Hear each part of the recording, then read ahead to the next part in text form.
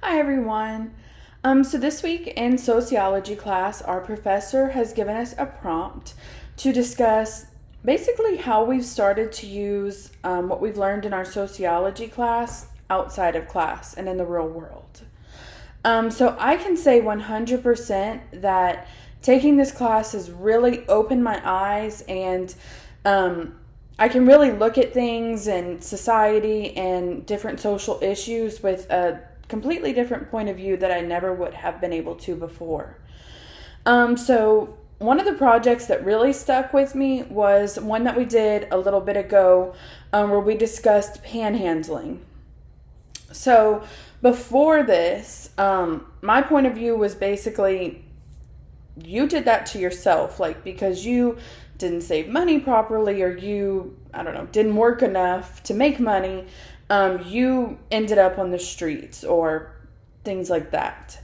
But after taking this class, whenever we learned about the sociological imagination perspective by C. Wright Mills, I've really been able to connect people's personal experiences with bigger, larger social forces. So, where before I basically put the blame strictly on the person of you got yourself in this position, now I can really look at the why or what got you here. And that could be, of course, anything.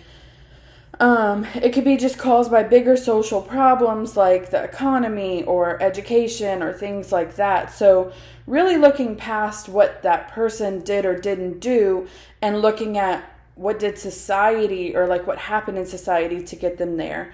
This really sort of clicked for me whenever discussing that topic of the panhandling. We had to look at what Dallas was doing to counteract and deal with the panhandling problems that they were facing in their city. And they had a couple of other things that they were doing to deal with the problem, but in addition, they're looking at the why and trying to fix that problem before it really gets to people are on the street panhandling. So they're trying to help people before it really happens. Another thing is I've always believed that you basically only get, which sort of goes with what I was just saying, you really only get as far in life as you try. And if you want more, you need to try more. And it basically is all on you. But with the social satisfaction, I've really been able to see that society is divided into different layers based on your class and your income and your education and other things like that really limit your opportunities that you're given. So, of course, you do need to work and try to get whatever you want, but at the same time, there are limitations that sort of hinder people or just block them from getting necessarily what they want. So where this really started to connect for me was going through college. My own experience starting school, excuse me, where I really started to see that it's not so much that, and of course some people they learn better or they study better, but that's not the only factor when going through school, especially in college or even in high school. If you have to work or if you have to help take care of siblings or your own children or things like that, that really factors into the success that you can have in school. So for me personally, I have a full-time job and I'm also full-time as a student. So I have to really work on balancing things where, for example, my cousin has a full-time school schedule, but she doesn't work. Her parents pay for her all of her things, so she's able to really focus and give even more energy and things into school. So it's just things like that where it's not strictly based on you, but also on your situation, I suppose.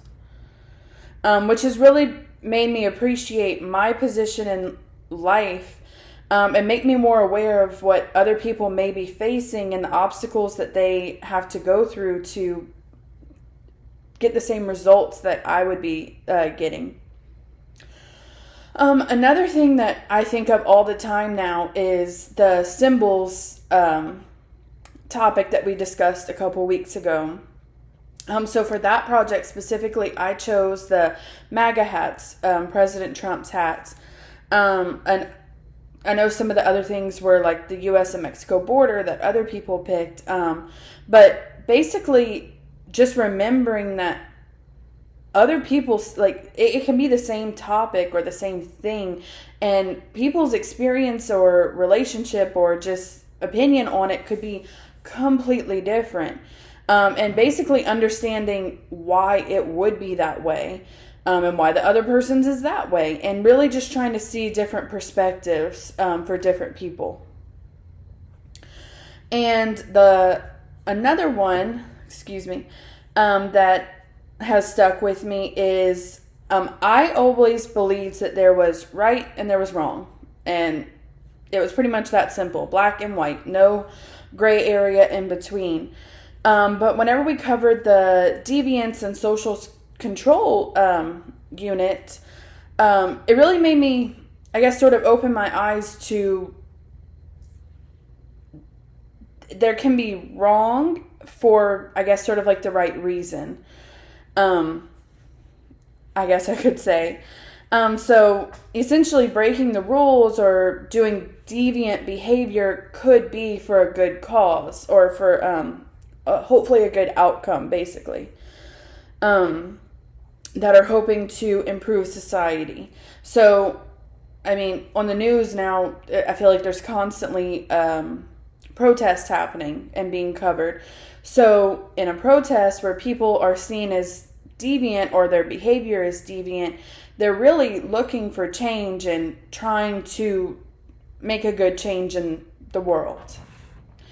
So just to wrap up, I've really enjoyed this class because it really has opened my eyes and like really made me see things that I didn't understand and couldn't fathom why someone would do something one way or how things happened another way. I can really see now just how intricate the whole world is and really see things from different people's points of views.